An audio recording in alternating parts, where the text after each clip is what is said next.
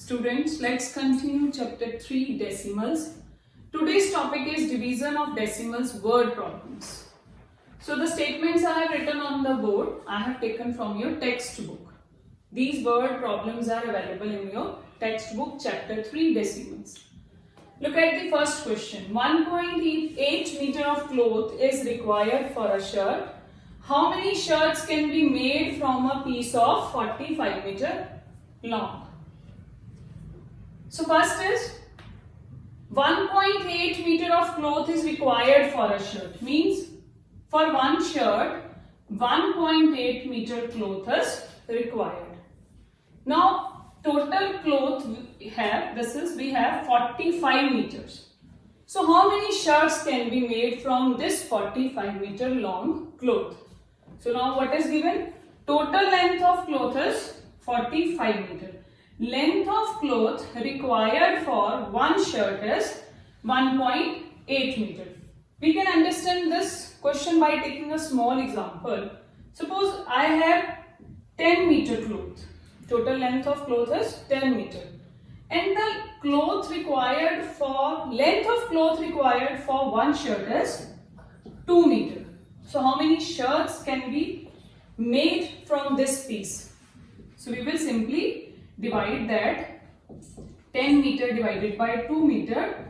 So 5 shirts can be made from this much clothes. Total cloth is 10 meter long. Piece of cloth required for one shirt it is 2 meters. So how many shirts can be made? 5 shirts. In the same way, we can find out in this sum also. So here total length of cloth is 45 meter. So length of cloth required for one shirt 1.8 meter. So let's do the division. We will first remove the decimal. Here it is 10. Meter will be here only. So what rule says? Nothing is here in denominator, we will put 1. What rule says? First term will be multiplied by the reciprocal of the second term. So meter cancel with meter. So we can do the cutting. 9 2s are 18, 9 5s are 45. 2 1s are 2, 2 5s are 10. So here we have 5 in the denominator and here also 5 in the numerator. Sorry, here it is 5 in the numerator as well as here also 5 in the numerator. So 5 into 5, 25. So in denominator here it's only 1. So 25 shirts can be made from 45 meter long cloth. So what's the rule? Here we have taken out number of shirts. But we have taken out number of shirts. So what is the basic rule? Total length or length required for one piece. This is the basic rule. Now look at the second question. The weight of 37 bags. The weight of 37 bags of sugar is 3644.5 kg. So this is the weight of 37 bags. If all bags weigh equally, so what is the weight of each bag? What do you mean by this each? Each means we want to find out the weight of one bag. So what is given here? Total weight of 37 bags. We want to find out weight of each bag, or you can write weight of one bag. So it is very clear that if 37 bags weight is 36.44.5, so weight of one bag will be lesser. So we want less value. So for this we will do the division. So we will divide this total weight by 37 bags. So this will be the weight of one bag. Remove the decimal. Here it will be 10 divided by 37. So nothing is denominator, we will put 1. So just reciprocate the second term. So 10 will here only, we will divide this. So let's divide 36445 by 37. So check on which it is divisible. So 37, you can say 37 9s are. 63 6 carat. So 9 3s are 27 और यहाँ पे आ गया 333. So it is 1 and 3. Here it comes 4. Now what will be the next number? 37 8s are. It is 56 5 carat, 24 and 2 9 6. So what comes here? 14 minus 6, it is 8. It is 1. So what will be the next? Here it is 5.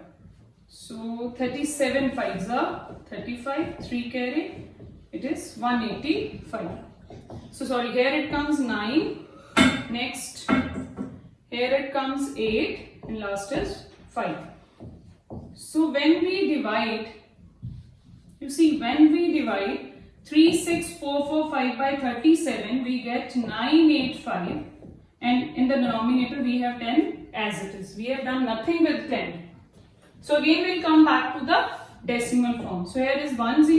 So we will leave one digit from the right. So weight of one bag will be 98.5 kg. I hope it is clear to you. Next, the product of two decimals is 1.824. This is the product of two decimals.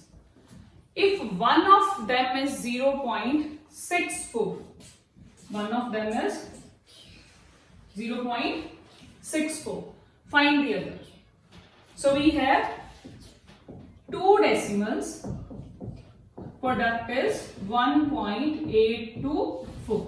So one is 0.64, the other one we don't know, let it be y. But the product of these two numbers is given, that is 1.824. So we want to find the value of this y. Y remain here only. So here it is multiplication, this becomes divide when we transpose from left hand side to right hand side. So first what we will do, we will just remove their decimals. So here it comes 1064 by 100. What rule says? We multiply the first term by the reciprocate of the second term. This 0 cancel with this 0 cancel with this, and 10 remain as it is. We will not do anything with this. So let's divide 1824 by 64. So in normal way that we will do the division 1824 by 64. So 64 2s are. So it is 128. 12 minus 8, it is 4. Here it is come 5. So what comes? 4. So on which number it goes? You can say 64 8s are, because 6 8s are 48. So it may go on this. 32 3 carry, 48 plus 3, it is 5 1 2. It will go on 8. Then what will be the next? 2. So now we don't have any number. What we will do? We will put decimal in the dividend as well as in the quotient, and now it gives us permission of taking 0 in the dividend, and this comes down. So 64 5s are. It is 320. So now it is completely divisible. When we divide 1824 by 64, we get 28.5. Next, rub this. When we divide 1824 by 64, we get 28.5. So this 10 remain as it is. So we know how to divide any decimal number by 10. So this decimal shift one digit to the left side. So it comes to 2.85. So the other number is 2.85. This is your required answer. So these are the word problems. Thank you.